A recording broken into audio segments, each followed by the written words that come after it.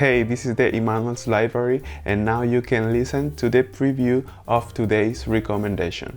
The Things We Do for Love by Kristin Hannah. For years, Angela Malone and her husband tried to have a child. Nothing worked. Then their shaky marriage collapsed beneath the weight of lost dreams. Now Angie is alone, a recently divorced woman who has moved back to her hometown to take care of her aging mother and run the family's restaurant. Mama wants to sell the restaurant, Mira said. Angie straightened. What? The restaurant was the hub of their family, the center of everything. We were not going to speak of it today, Mama said, shooting Mira an angry look. Angie looked from face to face.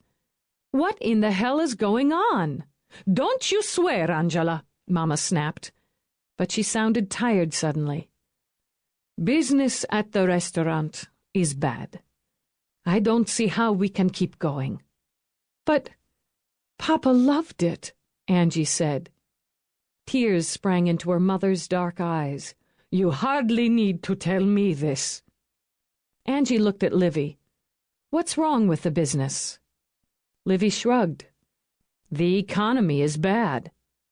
Desaria's has been doing well for 30 years. It can't be. Tell me you aren't going to tell us how to run a restaurant, Livy snapped, lighting up a cigarette. What would a copywriter know about it? Creative director. And it's running a restaurant, not performing brain surgery. You just give people good food at good prices. How hard can... Stop it, you two, Mira snapped. Mama doesn't need this. Angie looked at her mother, but didn't know what to say. A family that only moments before had been the bedrock of her life felt suddenly cracked. They fell into silence. Angie was thinking about the restaurant, about her papa, who had always been able to make her laugh, even when her heart had felt close to rending, and about the safe world where they'd all grown up together. The restaurant was the anchor of their family. Without it, they might drift away from one another, and that, the floating on one's own tide, was a lonely way to live, Angie knew. On a soggy autumn day, Lauren Rebideau shows up at the restaurant seeking a job. She is a bright, ambitious 17-year-old girl who dreams of going away to college. But life isn't easy for Lauren, who lives in a run-down apartment in a bad part of town with a mother who cares more about her next drink than her daughter. Lauren went to the sofa and sat down on the arm. You took the $20 from under my pillow. That was my money, Mom. Mom put out one cigarette and lit up another. The homecoming dance is less than 2 weeks away. She paused, hating to admit her need, but what choice did she have? I need a dress. Mom looked up at her. Smoke swirled in the air, seeming to exaggerate the distance between them. I got knocked up at a school dance, Mom finally said. Lauren fought the urge to roll her eyes. I know. You want my help?